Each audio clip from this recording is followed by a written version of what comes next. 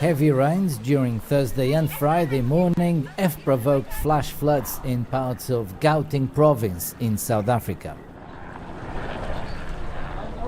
In Lenasia, a suburb south of Soweto, residents quickly mobilized to respond to cries for help. The rise in water levels left some residents with no choice to abandon their homes.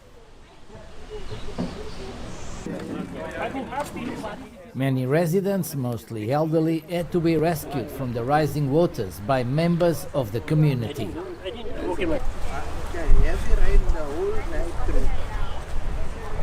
Some criticized local authorities, saying their absence showed lack of leadership. The entire Moroccan squad are a historic semi-final spot in the Qatar World Cup. In order to achieve that, the Atlas Lions will face Portugal on Saturday. Coach Walid Regragui restated Morocco's ambition during a press conference Friday. Nobody expected to see us in the last 16 or the quarter-finals.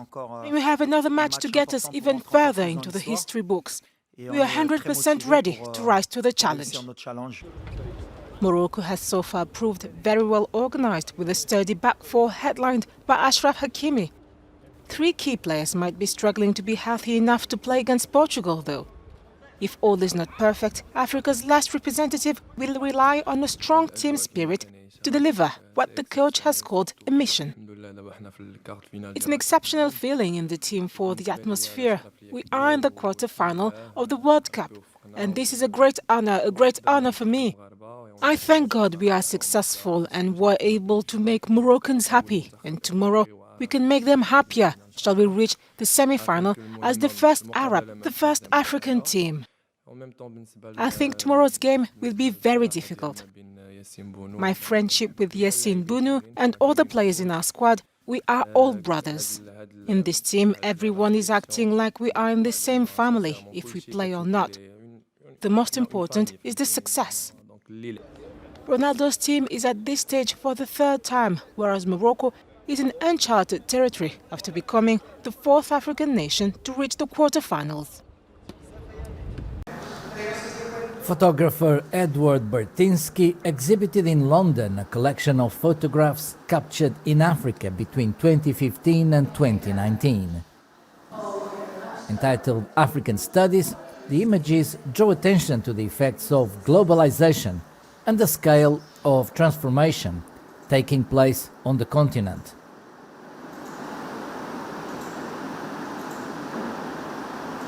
Most of the imagery that has come out of Africa either is more of an anthropological study of the colorful people still living traditional lives in Africa, or it's the safari images, or on the other hand, it's also famine or war or kind of a very dark negative images of Africa. There might be some other approach, another way to look at the continent and what's happening there. So, in my view, globalization and Africa becoming, the next destination for many countries.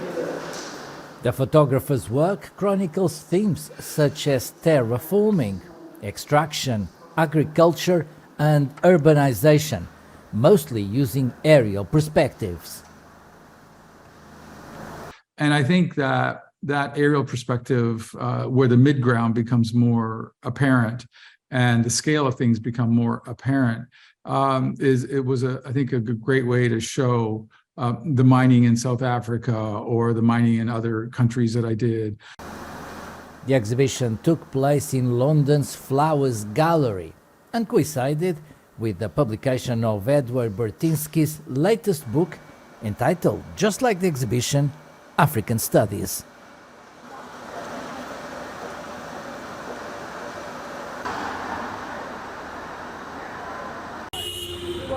It was 30 years ago that a humanitarian operation to relieve hunger in Somalia turned into a bloody conflict.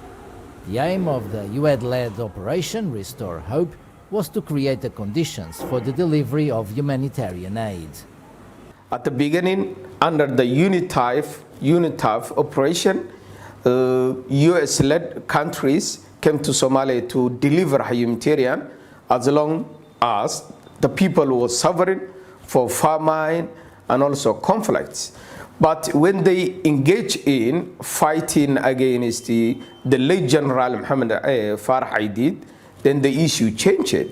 And the Aidid and his followers started to fight back. The significance and memory of the event is still fresh in the minds of many Somalis. For those who supported Aidid and his supporters, they consider as a momentum and also a point to be, proud of.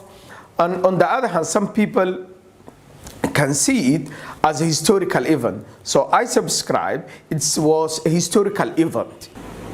But the retreat of the US-led countries did not return peace to the country that continued to be ravaged by internal conflict.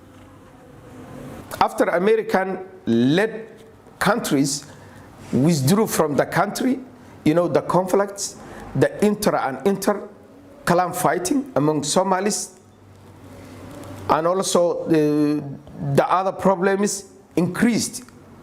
It didn't reduce, but it scaled up. So the war was somehow freshened the withdrawal of American troops, but the conflict remained unabated. Operation Restore Hope was the inspiration behind the Hollywood film Black Hawk Down, released in 2001 and set in Mogadishu. United States authorities announced on Friday they are imposing sanctions against Guinea's former leader, Alpha Condé. The sanctions are related to violence against opponents before being ousted in a coup in 2021. The former Guinean leader will have his US assets frozen. Also, all transactions involving Alpha Condé will be criminalized. Condé became the first democratically elected president of Guinea in 2010. But after 2 terms in office, was accused of rising authoritarianism, culminating in the bloody crackdown against protesters in 2020.